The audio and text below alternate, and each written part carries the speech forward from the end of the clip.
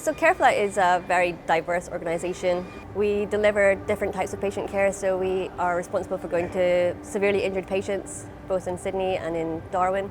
And then we have aircraft that can help deliver medical teams to small rural hospitals across Australia and help deliver care there and bring them back to bigger centres. So we have a very diverse population of staff that work for us. We have the medical crews, we have aviation, we obviously have the admin and the logistics and people that are just helping behind the scenes to help keep us running. So the nature of our job is that we're going to severely injured people and critically injured people, and we see a lot of tragedy in our roles as medical staff in this career. Something that stuck with me for many years, a young teenage boy that was water skiing and fell hard into the water out west in New South Wales, and he went into cardiac arrest. So we had to fly and resuscitate him both on a boat and in a beach out west, give him blood transfusions. We managed to get him back to life and then just had to keep him alive for hours until we could get to Sydney. We also had the family with us the whole time, so that was another difficult part of the job. Unfortunately, he ended up dying a couple of days later from his injuries, but he did manage to donate his organs to multiple people.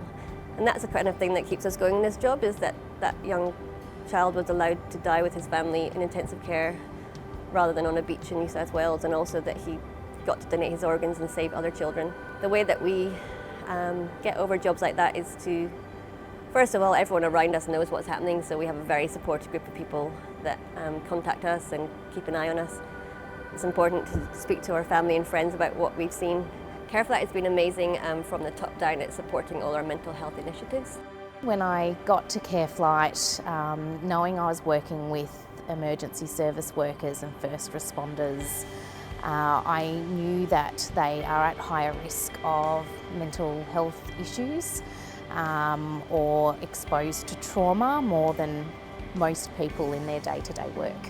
And I recently saw a pretty alarming stat that by 2030, mental health issues and workers' comp claims as a result of mental health issues will double. And I just don't think that's an acceptable number. So I want to make sure that at the very least as an organisation we don't become part of that statistic.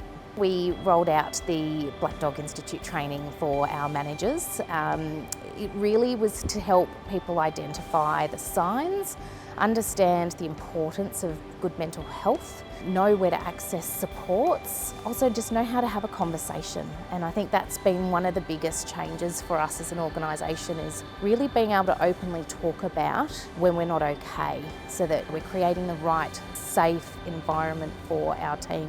I think probably the biggest outcome is that we are more comfortable talking about our mental health, and there are more supports in place. So I'm really pleased with that. We haven't had a high instance of people needing significant support, because I think they're getting those interventions early, and we've seen that through increased utilisation rates of our EAP services and the services provided. Obviously self-care is extremely important in our role. One thing I definitely do is that I write a journal about patients that have touched my life and kind of give myself a little bit of closure, but also to remember them forever and show them respect. So there really is no typical day in our job, but that's what makes the job so exciting and so rewarding. Every day is different.